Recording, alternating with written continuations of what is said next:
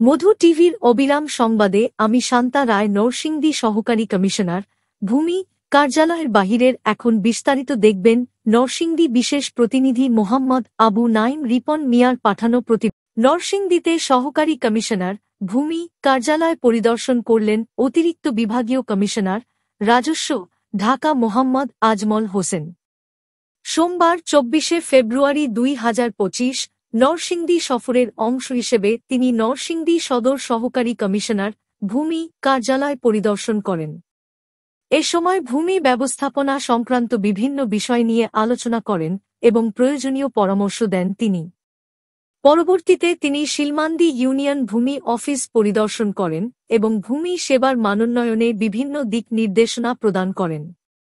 পরিদর্শনকালে তাঁর সঙ্গে উপস্থিত ছিলেন অতিরিক্ত জেলা প্রশাসক রাজস্ব নরসিংদী অঞ্জন দাস, সহকারী কমিশনার ভূমি Narsingdi Sadar revenue deputy collector Asmaul Husna Pinky সহ উপজেলা ও ইউনিয়ন ভূমি অফিসের কর্মকর্তারা। এই সফরের মাধ্যমে ভূমি সেবায় নতুন মাত্রা যোগ হবে বলে আশাবাদী সংশ্লিষ্ট কর্মকর্তারা।